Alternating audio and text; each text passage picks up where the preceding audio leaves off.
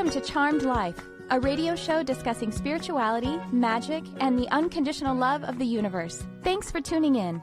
And I am your host, Tricia Carr. Thank you for joining me today. I want to remind you that you can watch this live every week at 11 a.m. Pacific. You can watch it on my website, actually. We have a broadcast window there at triciacarcharm.com/charmed-life, or you can watch it on my YouTube channel. We live stream there, youtube.com/Tricia Carr. I also post other videos there besides the Charmed Life episodes. And just yesterday, I actually posted a brand new meditation, Diamond Ray Activation. So go check it out, subscribe, like, share, and comment. And of course, you can find us on any podcast outlet as an audio, iHeartRadio, iTunes, Spotify, I don't know, other ones too, however you get your podcasts, you'll find us there. And I want to encourage you guys to go to my website, and if you haven't yet, to sign up for my newsletter, because I have my Mystic Arts Academy going full bore now, and one of my programs is for intuitive and mediumship development, and so we're actually offering free readings to people who would, like to sit for some of my students. I have some of them are advanced practitioners, professionals, and so it's a pretty amazing opportunity. So if you go ahead and sign up for my newsletter, you'll be able to stay on top of when that is being offered. So go check that out, triciacarcharm.com. It'll just pop up. The newsletter sign-up thing should just pop up for you. And additionally, just go to my website and check out what's coming up in my Mystic Arts Academy. I offer classes. They both are live streamed online, so you can join us online and also in person if you're in Los Angeles. So just go check it out. I'm really excited. And hello to the Lightworkers Lab, the online spiritual community hosted on Facebook, of which I am a teacher and a guide, founded by my amazing friend Crystal Ann Compton, who was on just last week. We had so much fun last week. It was my birthday. We had a troll. It was just great. So it was really super fun. And anyway, so about today's show, I'm so excited to talk about this because I know nothing about it. We have in studio a sought-after expert and consultant on animals and CBD. She has over 5 years experience in the cannabis industry. She's worked with clients like BarkBox and Caesar Milan. Oh my gosh, you got to hook a sister up. I want to meet Caesar. Welcome to the show, Erica Valentina Doria. Yeah. So nice to have you, Erica. Hi, thank you so much for having me. Oh my gosh, I'm really excited about today's conversation because I am too. Again, like I said, I know nothing about it. Yeah. Kurt, how is her mic placement? Okay. You can pull it up a little bit. It's pretty good? Yeah, just a little bit. Okay, pull it up. up. Is that better? Yeah, that's good. Cool. It's live, y'all. All right, great. Well, first, let's start. Tell everyone, first of all, your company is called Cannibal, and that's in the show notes, however you're watching this in the repeat or whatever. You'll be able to click through and find the website. Tell us about your journey. Tell us about your work. Just get us into. Sure. So I am the founder of Cannibal. It's Cannimal. Cannibal is it's a brand, it's a product line. I think of it also as a community of people who we are exploring this world, this new world. Mm-hmm. It's a new frontier in animal health and wellness. That's really how I think of it. So the way I got here is quite interesting. I've always been an animal person. Yeah. I feel like maybe you might call it like a kinship, this special thing with animals. I'm a third-generation horse girl. I actually ended up, after graduating from UCSD, I wasn't planning on it. I ended up training horses for almost 10 years down in San Diego. Oh, nice. I also have a background in healing arts. I'm a trained yogini, and I sort of have combined all these things over time as sort of this approach that I have to animals. And then about 5 years ago, my guides and angels were like, it's time for a major change. And I didn't know what the heck was going to happen. No idea. All I knew was that I needed to quit my job, sell my car, move out of my house. Oh my gosh. And trust that something was going to come my way. And I knew it had to do with animals because I had taken a break for a little while. It was weird. It's a very strange story, but it all comes together. So what ended up happening, I got a call from a friend.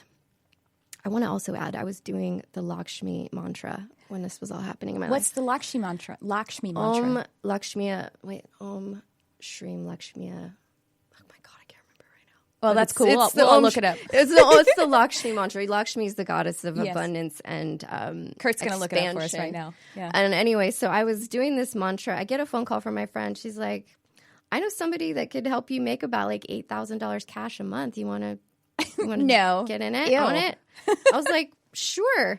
Yeah. Turns out it was working on cannabis farms. Wow, cool. Yeah, so I took it on. I just thought it felt like the right thing to do. This was back in the day when you could make cash on cannabis farms. You can't anymore? Not in this way. Just because it's flooded now? It was a black market world. Okay, Most got people it. who have been in this industry for a while all came from the black market, to be honest. Which is actually fortunate because they have plenty of experience then. Yeah, I mean, this is what is informing the process. Some of the most high-paid consultants that I know were definitely involved in that side of things. And so, I got into that, and I just dove into the plant. I fell in love with the plant. I love all plants. I have a background in herbalism and trained in that for a while. So I just really fell in love with the plant. She's a very special being. And at the same time, I realized that I wanted to do something special for animals. I had a dog named Ava. She had cancer about a year before this whole transition took place. She died. And, I didn't have the confidence or the knowledge back then. And this was only in 2013 that she passed. It's not that long ago. Right. But there wasn't any information online. I think I found one company online that was selling CBD for animals. So I ended up just, exploring it for all the different modalities and all the different things that cannabis is effective for. I really try to I use the word cannabis, even though I'm referring to hemp, referring to CBD, THC, et cetera. It all comes from it's all the same plant at the end of the day. Can you tell me, because someone told me once that basically the hemp plant and the marijuana plant are different. Are they? Well, they are and they aren't. Maybe like as sub-varieties or something like that? Okay. It's like roses. Right. Okay. That's what I figured. There's a lot of, they're all a rose. Or just like dogs. You know what I mean? There are different breeds. Yeah. And so they're bred and they're cultivated to have particular qualities, which in this case is certain certain terpenes, certain cannabinoids. And that's where we're at these days. And it's become a major science. A lot of people are putting a lot of money into it right now. So, That's amazing. Yeah. And so you were working in the fields and you fell in love with the plant and you already have the herbalist background. And so you were just really set up to go. Yeah. I just got involved in the industry. It was like one day I was working on a farm. The next day I was working in a startup in the CBD industry. This was back when CBD, people don't realize, like, CBD's been around for years. It just took this huge wave. There's a huge wave of it coming right now. CBD was legalized before, like recreational marijuana not in the United States, but in California, right? Because I thought I remembered seeing CBD without THC available. THC was, the regulated market in California was initially focused on THC in medical cannabis dispensaries. You can buy a CBD tincture. Yeah, but it might not be hemp. It cannot be hemp related these days. You cannot buy a hemp related product in a California dispensary. What? Yeah, it's interesting. How? Okay. What? So you can't buy a hemp related because in the state of California we have something called seed to sale. Okay. So the product has to be grown in California because we can't ship medical cannabis over state lines. Okay. And so basically you have to be able to trace that plant from the day that it's grown to in the state of California. And on top of that, point of sale. Yeah, to point of sale. And and hemp is just not in the same class of plants in the current marketplace.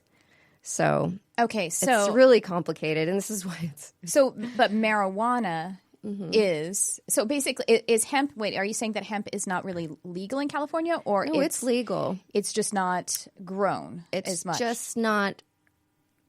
It's not. Doesn't travel through the medical cannabis marketplace. Okay, it hasn't been. Is it maybe something that's developing just because it's still pretty like the whole legality of it. And when I say structure? medical cannabis marketplace, I'm referring to dispensaries. Right, okay. But you can go, I mean, in most parts of California, there's a store somewhere near you that has CBD right now, hemp CBD, hemp derived. Okay. Yeah. So. All right, cool. Well, let's get back to your journey with animals. So it's so interesting because we have had this really magical herb, this being that's a part of our ecosystem that has been withheld from us. And I mean, we don't have to go into the history of it. I think we basically know, most of us know why it was withheld from us and why it was criminalized and everything. Well, and I want to add something that people don't think about. We still have a really long way to go. Yeah, I think so. It's brand new, really. The regulation is still, it's ridiculous. It should be completely descheduled. Right. And the reason for that is, I just want people to consider there's a lot of herbs that you can get over the counter, such as kava. Okay? If you took kava the way that some people smoke cannabis, if you took it that often, you would end up in the hospital. Oh, wow. In fact, you could probably kill yourself. Cannabis actually really cannot kill yourself. You can end up in some pretty dark places if you overdose on THC. But it's not gonna kill you. And I did overdose on it. That was not the last time, but a registered nurse told me that because I had been using it regularly, and this was, how old am I? So this was about 24 years ago. So when I was like 21 or something. And I had been using it regularly for about 18 months. Of course, it was totally criminalized. And I really spun out. It was really bad. I think the first time, it happened only twice, and then I had to like just go, completely abstinent. I think the first time I started to have a bad experience, it was actually the first time I ever ate it. It was in brownies. And so the idiot who made it may have just put way too much in there. It's pretty normal. Yeah, exactly. And also it's harder because it's now in your digestion and it's unfolding little by little. But then the next time that it happened was probably about I think maybe a month after that. But I was just smoking it, and it was like a switch flipped, and I was in like basically a state of hallucination that I couldn't turn off. It was mostly auditory, but I'm mostly auditory anyway. And so, and it was weird because that lasted a lot longer than any like regular high ever did. Because you can kind of make your high go away. Like you can harsh your buzz really easily. Parents walk in, right? Yeah. One really interesting thing that has been found is that CBD actually turns down that psychoactive element of THC. Okay. So if you are in that situation, the next step, if you have it balances mind, it, is to take some CBD because of the way the actual science works, the way that the so cannabis works with your endocannabinoid system, and what I want to get at here is, we have so much to learn. And it's so important to just take, especially for people who are really new to it. There's not a lot of information out there like you think there is. There's a lot of people talking, but a lot of people don't really know. They're not really experts. Yeah. Yet. And, I'm not a medical doctor, but I take I think the way that I like to promote, to think about this is people are using it. We can't stop people from using it. So we need to create, I felt like I needed to create some kind of framework for my customers to administer and dose their animals in a way that makes sense. And I think this applies to animals or it applies to humans, because your situation is very common. And it can even happen with CBD. It can even happen with CBD. Yeah. Some people have, if you take too much, you can feel a little funny. But it's important to start low, go slow, titrate up. That's our mantra in the cannabis industry. It's actually based on a really old kind of folkloric approach, or, like a herbal folk medicine approach. I love it. It's just, does your body want it? Right. Pay attention. This is like where it gets into the mindfulness practice and the presence of being with the plant. Is your body attracted to it? Yes or no? Right. Muscle testing is another way of testing these things. Right. Okay. Even I have some customers who will put it in front of their dog You know, and if the dog's like, yeah, give me some. Okay, we go for that. I even have stories of this one woman. She had 2 dogs. You know, one would go straight to the bottle every time. The other one was like, hell no, I'm not interested. Yeah. So, and they're such pure channels, right? Yes. However, I want to caution people too. But they're responding to us Exactly. too. So I just want to caution people, like, you It's know, true. your animal, like saying, you know, being attracted to something, because they would also be like, my cats like the smell of bleach. Yep. And that's clearly not okay for cats. But I just want to make sure, you know, they shouldn't be. They actually shouldn't be in nature. They would never be exposed to bleach, so they can't have an appropriate reaction to some things because of the situation we put them in. Yeah. Which leads me to the next thing, which is we don't just dive in and go, okay, I'm going to give you a bunch of this to see how it works. Right. Let's start with a very low dose and see how you feel. We know the science says that it takes 30 minutes. There's a 30-minute onset. So we wait. We check it out. We see how are you feeling? We give you a small amount. And usually it's about 10% of body weight in milligrams to start. So if you had an 80-pound dog, you'd give them about 8 milligrams to start. But that would have to do with your formula. Because I it could be stronger, right? It could be more intense. It's milligrams or milligrams. Okay.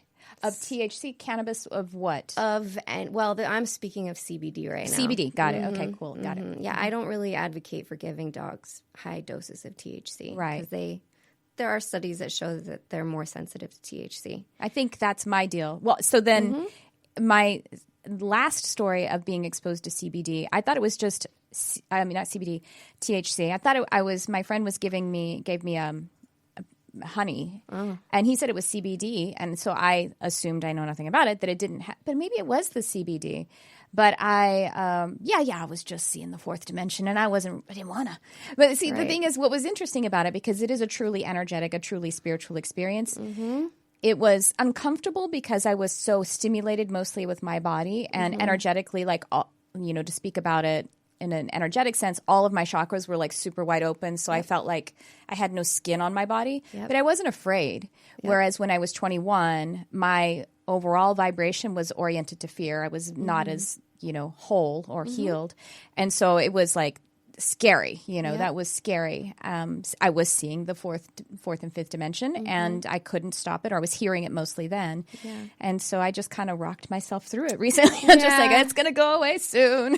Well, this kind of brings me back to some of I really believe that this plant is a very intelligent plant. Oh, yeah. It's a more intelligent than the average plant out there.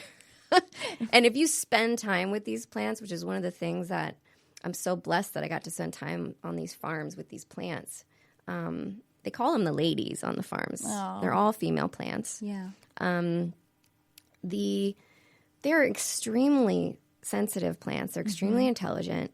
And they really pick up on what your vibe is. You could be in a farm with a farmer who's out there talking to his plants every day. They play music for them. Those plants tend to be pretty special. If I was smoking, that's the one that I would want to be smoking, are those plants. Yeah. At the end of the day. So what I'm getting at is, what's really cool is you can really work with this plant when you get to a certain place with it, where you can set your intention with the plant. Right. In ritual. Of course. It doesn't matter where you get it from. It doesn't matter if you get it from a dispensary, you get it from me or your friend. Downloading that medicine, spending time with your medicine before you take it, a little bit more as a sacrament, which is how I experienced this when I was young and living in Northern California, and watched these hippie girls, doing their magic with the plant. And it really informed a lot of my process from a young age. And now we're at a point where, oh God, the amount of science that is going into it is so needed. It's so important. It's amazing. At the same time, it's still a very magical plant. And when you get into the science of it, even the researchers, I was just looking last night, I was preparing, even the researchers are like, the deeper they get into the cannabinoids, meaning THC, CBD, it gets like the going down a rabbit hole. It'll open doors over here sometimes, and sometimes it won't. And, it's in the actual receptor system, in the endocannabinoid system. It's just super complex. So, is there any other plant that is this magical in its think so. more like raw, natural form? I mean, obviously, you have psychedelics, mushrooms and stuff like that. I guess they are, but they are more. They don't necessarily have the medical applications that we see with the CBD, right? It depends on. We just don't know. We're not using it that way. We haven't been. Yeah, there's people that as using well. psilocybin for in clinical settings. But I really believe that the plant wants to. It's ready.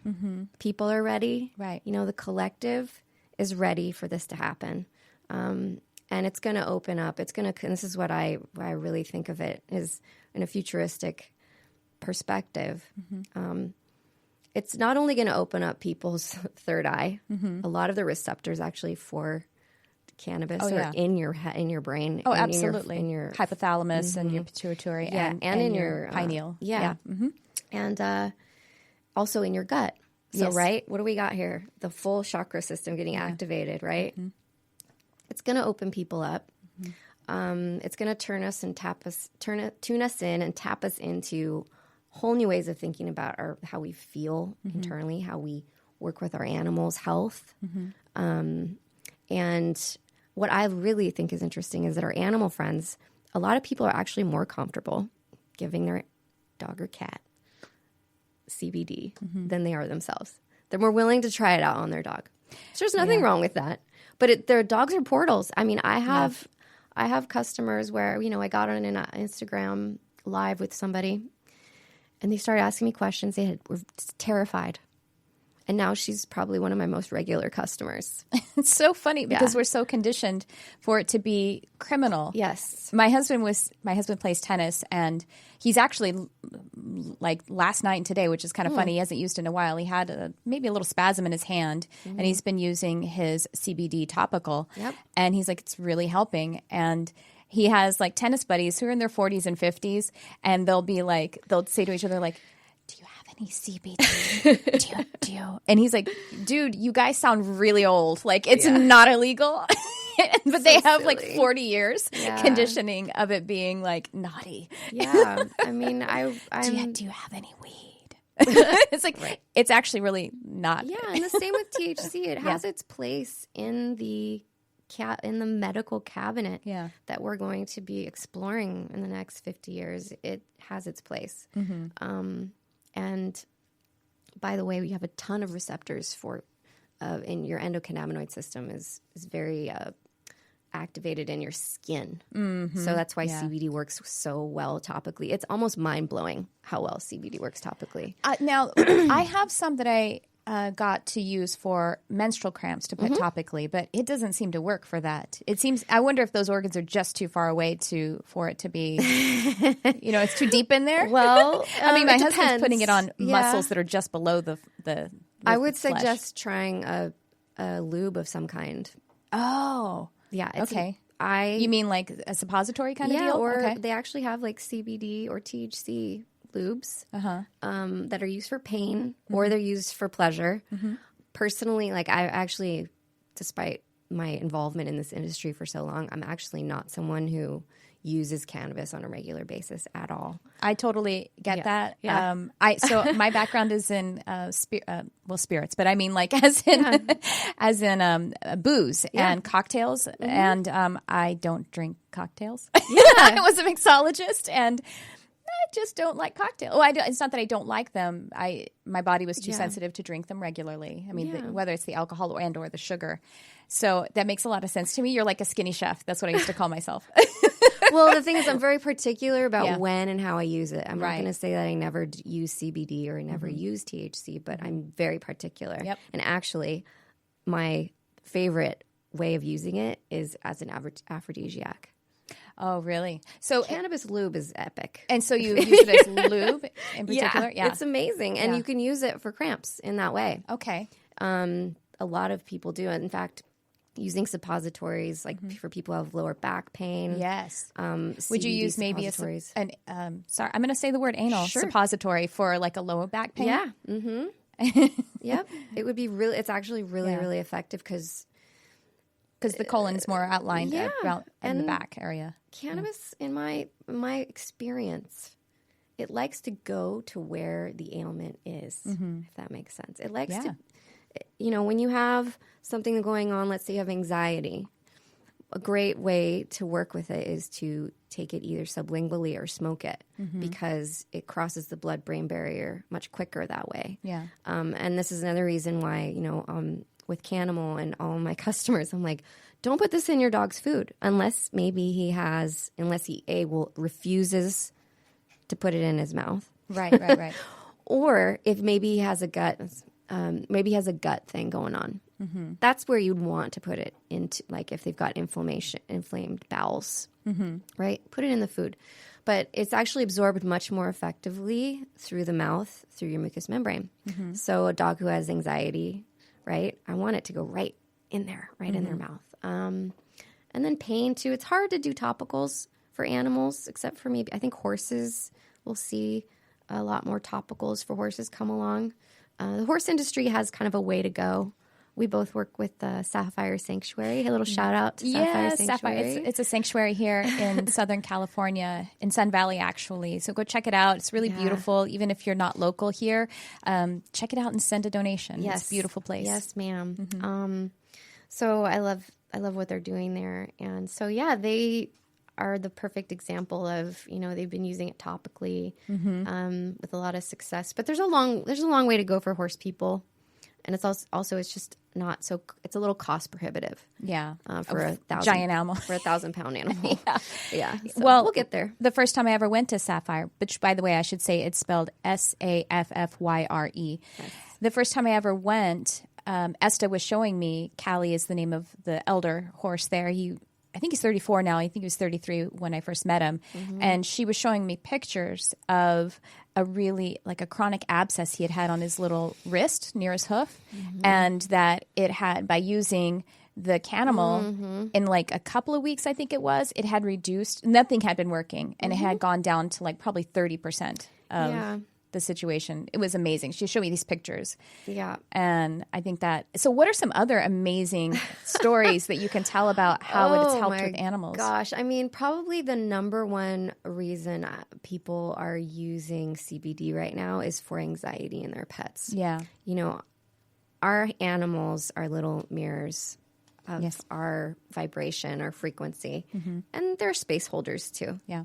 And, we live in a much more anxious world these days. And we live in these animals are in cramped spaces. They're left alone all day long. So we have separation anxiety, like an epidemic. I swear, I just never heard so much about separation anxiety 10 or 15 years ago when I was training horses and talking to people about animals. I'd work with people's dogs then too. It was like, we never heard about these. It was more of like aggression related chewing issues. Things. But chewing is can kind be of separation. Yeah. So anyways, I have dogs. I mean, these are dogs that like could never be left alone, that can all of a sudden stay home. And their animal guardians actually have like the baby cam that they can watch on the phone. Yeah. I have that. I love that. And then I work with some really wonderful canine rehab specialists in San Diego. Mm-hmm. One's a chiropractor. One is actually a rehab specialist. She has like a swimming pool for dogs in her space. Yeah. And we have tons of great responses to the product there. And these are dogs that are pretty, a lot of them can't walk, or they barely can walk, whether it's due to injury or they're just, senior dogs.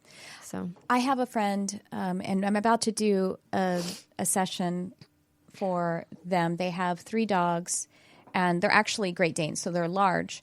Obviously, really large dogs. And the one of the dogs, who's actually the youngest one of the 3, they're all adult, but the youngest one, she is attacking one of the other ones, but only when the people come home. And they're outside all day long by themselves. But I'm wondering if that could be used part of their therapy. Yeah. I am still in the process of writing a book about anxiety in dogs, and it's called Calm Your Paws. And I did a bunch of research and found that, behavior modification works. Like, let's say you have an aggressive dog like that. You can do your behavior modification, but when you add in a supplement, the rates of success go up. They skyrocket. Yeah. So I always tell people, like, I'm not here to just give you the relax formula so you can just, dose them up all day and leave them home. No, I'm really an advocate for, let's work with your animal. Let's come up with, some sort of program, or work with their local dog trainer, where you come up with some sort of program that's consistent, that works. It's one thing I learned from horses. You've got to be consistent. Yeah. You do. And the reason we have to be consistent with our animals, because we're asking them to adapt to our lifestyle, and we've told them, I'm a guardian. I can take care of you. I'm going to take care of your food, your exercise, your emotional well-being. And they've chosen that on a soul level. That's why they're with you. But that's why they need us to give their bodies something that feels secure. Yeah. As much as their spirit can connect with our higher self and everything. It's like, if we aren't connected to our body and giving them some kind of consistency, then their bodies are going to become reactive, and the brain or aspect of the mind that is connected to the body will then spin out in that anxious expression, because they can't.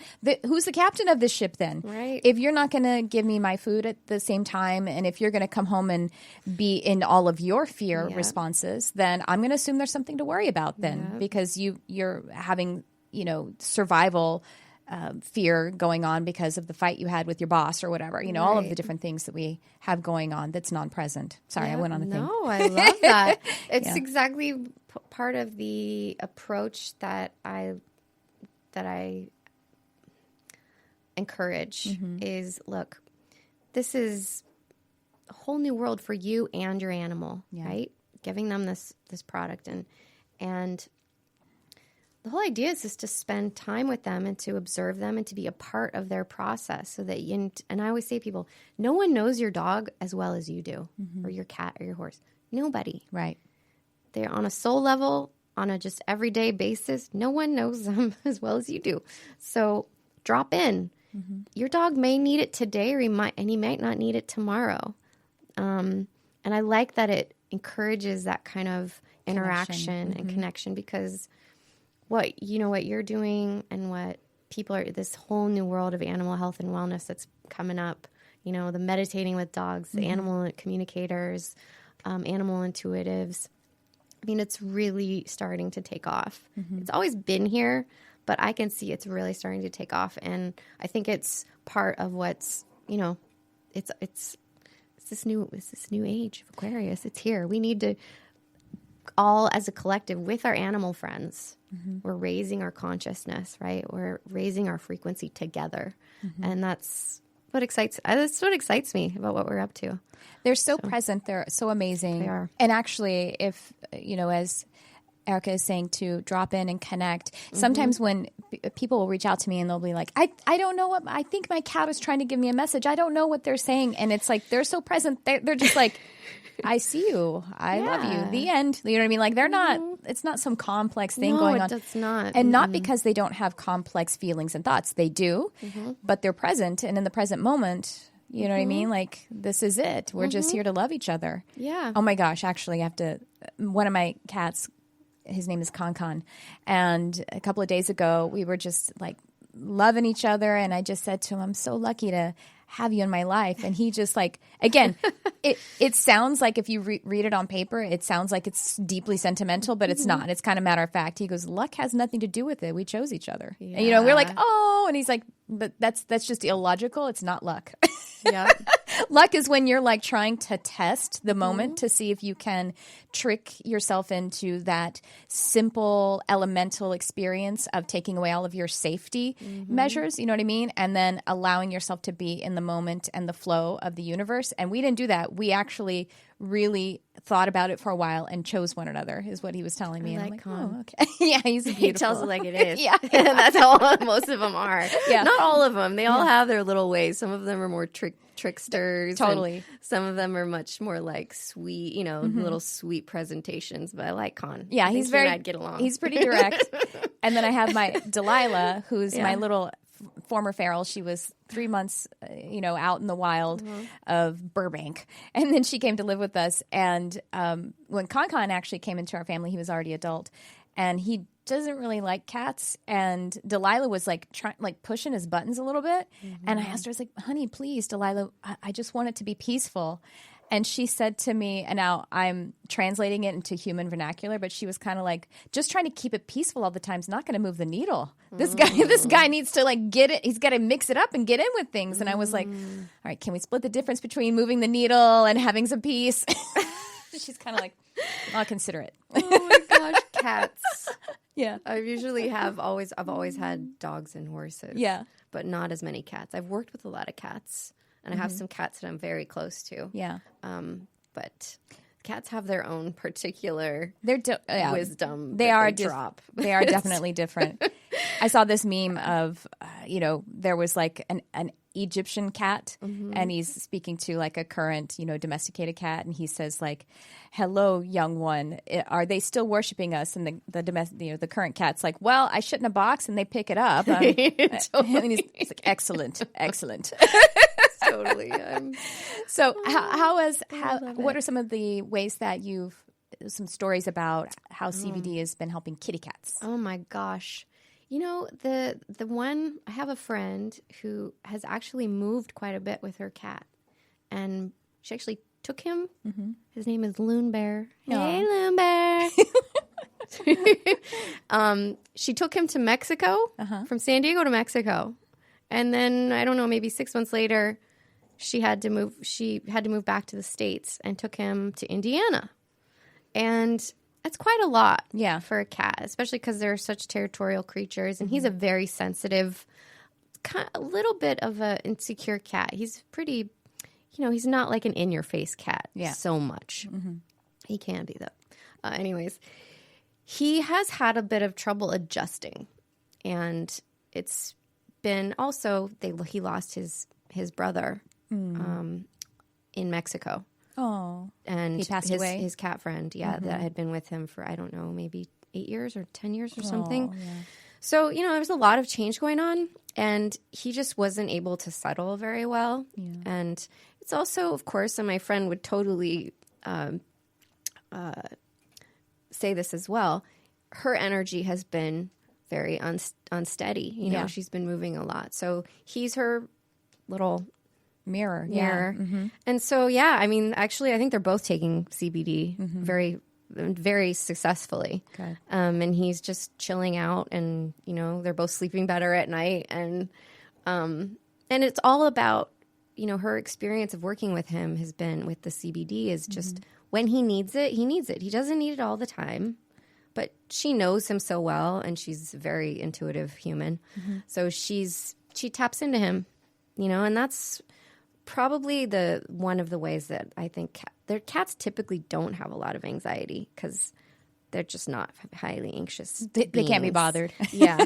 They do sometimes, though. And there are, like you say, some more sensitive, naturally more sensitive. They are. Run a higher energy, have a different purpose so that they're, like I have my big brother of the whole colony, of our whole family, is my Barnabas. And he's more highly strung, but he doesn't have anxiety, but he is always like, he's always watching and taking care of everyone. He's really amazing because he takes care of everyone and he's looking out for them. And he tends to run really lean, I think, because of that. And he eats a lot. So he's actually, 7.5. So, he's slim. And Kurt found the meme of the Egyptian cat and the modern cat. Anyway, so he tends to. So I think that's how he kind of balances it. He uses a lot of calories and it keeps him really lean. I say he has a Hollywood body because he's like a Hollywood body. He's all slim Hollywood and cat. I'm muscular. And so I have a friend who, and because she might be listening, so I have a friend who has a kitty cat who does seem to have some anxiety, and he will do things like chew on plants that are poisonous, which she like is really trying to keep away from him. Not poisonous, but maybe not healthy for her. But she's in love with the plant too, so she can't get rid of it. She's like, that's my baby too. Yeah. And he does some other things, some other ways that he's acting out, I guess you would say. And they put him on Prozac, of course. Yeah. I mean, the doctors, and then but it seemed to, as Prozac or some of these other, more these harsher drugs, they took away a bit of his personality. Yeah. And he actually, when I was communicating with him, he kind of just said, he felt like a bit diminished. And so she eased him off. And that's the thing, too, is how it is these more harsher pharmaceuticals. Oh, yeah. You can't go off and on. Like you're saying, you can gradually dose whenever it feels like it may be necessary. And you'll see an effect usually. If you don't see an effect from a product, there's a couple different things. I would love to talk about this because,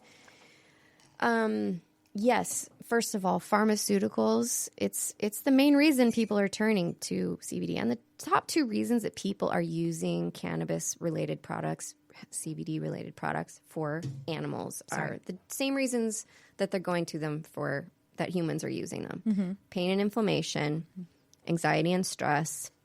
When we say pain and inflammation, it can mean a lot of different forms of inflammation. It doesn't mean just it can mean gut. Working out. Yeah. Gut inflammation. Yeah.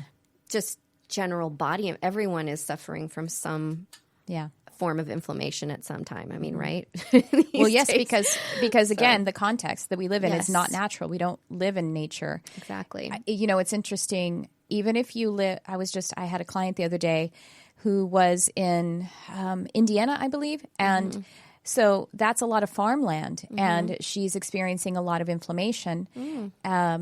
And it's because the farmland is all genetically modified organisms. And so, even though it's seemingly more natural than me living in Burbank with all of the cars driving around all the time, there's something else going on. Yeah, we're constantly having to. And that is one of the most wonderful reasons it's here, right? It came at the perfect time. We need it because it does work so effectively for inflammation. It's amazing. What I tell people that you should feel when it's working right, it literally feels like your body is sort of deflates. You know that feeling when you're laying on the couch and just your shoulders drop and you take a deep breath. It's like that's the feeling. Everything kind of goes. It makes so much sense because you're applying nature. And it is natural to be present, and it's natural to be relaxed and to be in this moment. And so if you're applying nature in a concentrated way, I mean, honestly, essential oils can do that for us too, because the vibration of these plants is higher than ours. And so if we introduce it into our energy, if we introduce it into our own vibration, the strongest vibration will influence the one that is weaker. So by having the intention to move into it, to move into the vibration of this plant, then we'll be able to be more natural, which is higher vibration. Absolutely. Yeah, the biggest question that people have is, how do I know if it's working, and what do I do if it's not working? And there's a couple things. First of all, the body really needs what the science shows. Let's put it this way.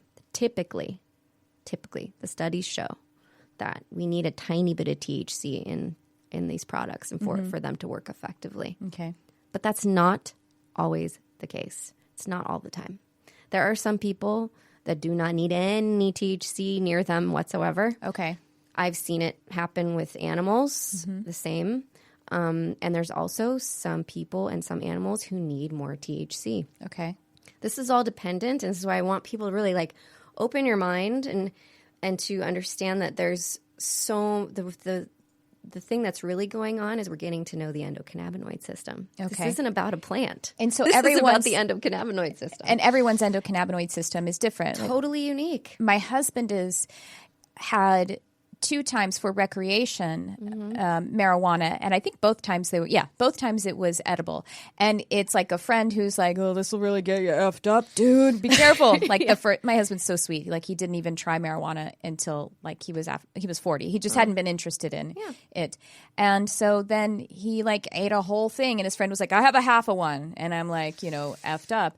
And he's like, nothing. Doesn't feel anything. Another time, same thing. Another friend who is a regular user and he doesn't feel anything. Is that means maybe that he is not so sensitive to THC? Because that's what we're expecting. Yeah. There to be a THC response. And then I have all the THC response for the whole family. Yes, you do. This is a perfect example of someone who... Probably the whole neighborhood. I'm like, no like THC. You and I are probably similar. Yeah. The endocannabinoid system is a system of receptors in the body. It's really new, but it's mostly... new? Like new anthropologically, biologically? People or are just now beginning to talk about it. Because in our awareness. In our awareness. Okay. Because we hadn't really been looking into cannabinoids. Yeah. There's over 100 cannabinoids. It's not just THC and CBD. There's over, I think it's 113 that they found so far. Naturally occurring. Yes. Yeah. So... we still have a long way to go, everybody. And so, the endocannabinoid system regulates homeostasis in the body is how they describe it in words, right? In words, yeah, got it. What does that mean? It maintains balance in the body. It maintains that feeling of balance in the body. The way that it works is THC locks into a receptor. This is based on science. THC locks into receptors in particular ways, which is there's a magical kind of complexity to the way THC works with the receptors. But it does essentially in a basic, simple way, locks in. And then what happens is CBD comes in and actually modulates the receptor. Interesting. Where the THC locks in. This is why it can turn down the effect. It's like a volume on a it's a modulator, right? Yeah. It turns down the volume or turns up the volume on the cannabinoids. Your body has natural endocannabinoids that mimic THC. So you can get high on your own supply. This is the whole point. Well, you can anyway. Well, that's absolutely true. You've got the system. Yeah, these are all tools. Now, here's what's interesting. So tools. You can have real, true spiritual experiences with psychotropics and ayahuasca and mushrooms and everything. The thing is, generally speaking, now I'm not a doctor or anything, but those are not sustainable. You couldn't do that every day. Your body, I know with ayahuasca, when you take it, vomiting is a part of the experience. Vomiting means that there is an overdose going on. Yes. And so that means that the body is not totally aligning with it. So now I don't know much about how much you should dose with that, but as I have friends who say that it's just a part of it. So that's not a sustainable experience. Yeah, exactly. And the thing is that sometimes when we use a tool to be able to have an experience, we're actually giving our sovereignty over to the tool. We don't believe that we can have the experience on our own. Yeah. And we're basically putting that as a god. And so that's how we can have experiences that we either can't duplicate, we can't go because we can't find the door again because we don't believe that we have access to the door, or we have negative experiences. And so I would never do ayahuasca or mushrooms because I know I'm very sensitive and I don't need that doorway. I'm already, talking to ETs and everything, and subdermal elementals. So I'm good with that. But with cannabis, it is much more gentle. It is much more in alignment with our bodies. It is. It's still, and it's also generally a portal. Speaking, obviously, it is very generally speaking. I do believe that it has its place right now with the general collective consciousness needs a way to tap into these certain frequencies and knowledge of their body system, of their energy body.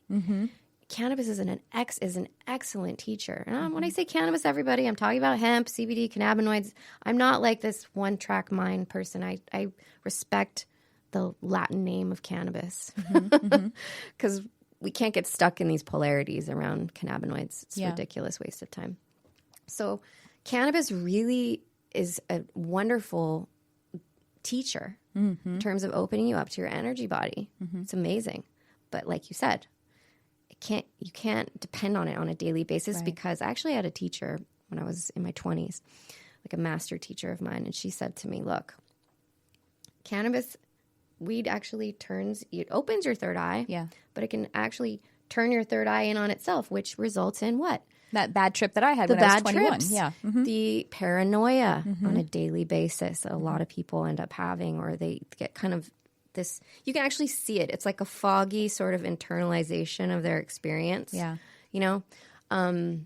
So I am in full agreement with you. I don't think we don't need it. But we may use tools. We don't need any tool. No. I mean, I had 2 eye surgeries last year, and I didn't need them. Well, I was going blind, but on some one level, I needed it. But I actually had a QHHT, quantum healing hypnosis technique, where we went into my subconscious mind, asked my subconscious mind, can she heal herself without the surgeries? And subconscious mind said, of course. She doesn't want to. She wants to experience through science this healing. Yeah. And, okay, great. Right. And so that's what I did. And it was actually really fast, too. It was a really fast way to experience the healing. And that's cool. It was a tool. The science and the surgery was a tool. Yeah. And some people don't, some people really don't.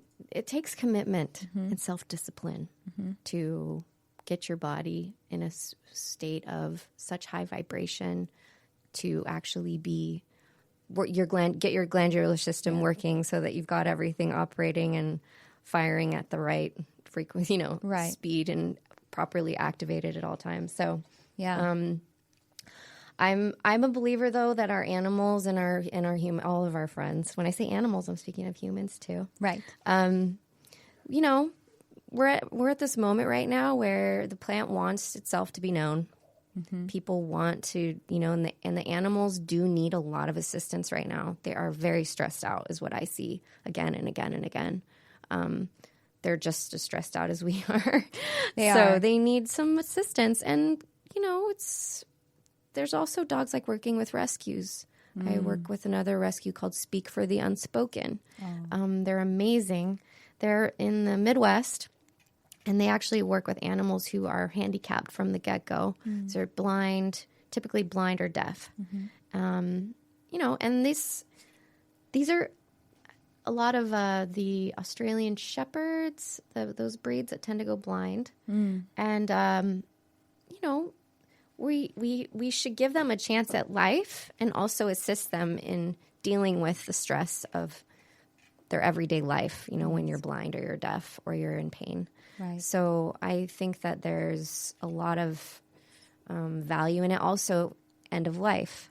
I have a lot of cancer dogs because of my story with my dog Ava. A lot of cancer dogs that show up in the canimal community.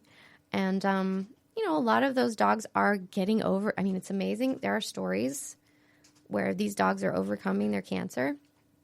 And I would never in a million years say that cannabis or THC, CBD cures cancer. Of course. It can assist an animal in its process, whether it's taking chemo or it's using, it can slow down tumor growth, that kind of thing. So, but yeah, they deserve to have this assistance that they get from the plant in the way that it's coming out right now. Well, and the thing is, again, the medicine doesn't cure it. It's a tool for us to connect with nothing heals us, actually, except for ourselves. The natural universal healing agency heals ourselves. Anything that we use, if it's chemotherapy, surgery, medicine, cannabis, is really just holding space. It is a tool that's holding space for us to connect with the natural universal healing agency. And we have a whole branch of science now, science, y'all, that agrees with that. It's called epigenetics. Epigenetics says that it isn't really a predispositioning of our genetics. It's how we are responding to those genetics. And things like, what's interesting, epigenetic studies show us that people who are adopted, they actually inherit the same genetic diseases as their adoptive parents, which means it's their beliefs. It's not that would be a belief set. It's a response to their genetics, and of course, they also can inherit the same supposedly diseases of their adoptive parents too. But there's something in the bloodline energetics that they are picking up on, the ancestry that they're picking up on. So, you know what I realized as I was explaining especially the more recent time that I was exposed to THC.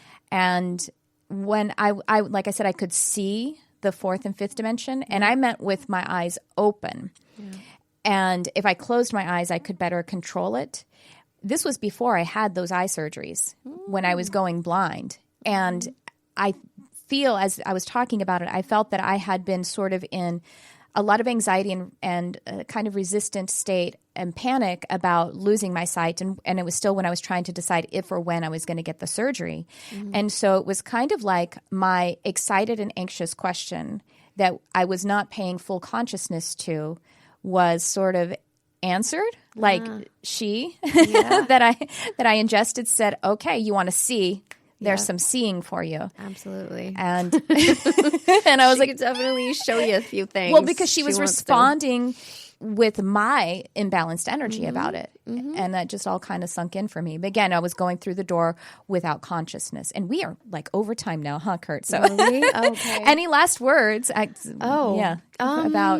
I mean, Cannimal.com. Yeah, www.cannimal.com. There's tons of info on there. And even if someone isn't local, you can order it from the website, right? The different, you can order whatever it online. You need for your animals. I'm on Instagram. Just search for Cannimal on Instagram. Great. And there's tons of testimonials on there and tons of reviews. Everything's going really well, and it's exciting. And I always encourage people, just DM me. Send me an email if you have a question. I'm here to kind of move the conversation forward and help people get the best response, and help, in an effective way. So join the Cannimal community. Yes, join me online. Join the new frontier of animal wellness, health, and consciousness. I would love to hear people's response to all of this, because it's not the typical conversation. Right. Most people are not talking about a lot of this stuff, but I want to hold space for it because it's super important. So thank you. Oh my gosh. For giving me this opportunity. I'm so excited to learn more about it and to start to, I want to learn more about it, and I start to recommend it too. I subtly recommended it. The friends I was talking about, some of them were clients. Thanks. I want to let you do that. So thank you so much for your work. I'm super excited about what that means for all of us. Cool. Thanks. And thank you all for joining us. You can find this on YouTube and on podcast outlets, of course, and join us live every Sunday at 11 a.m. Pacific. Check out my website, TriciaCarrCharm.com. Follow me on social media at Tricia Carr Charm. I'll see you next time. Thanks for tuning in. I love you, whoever you are.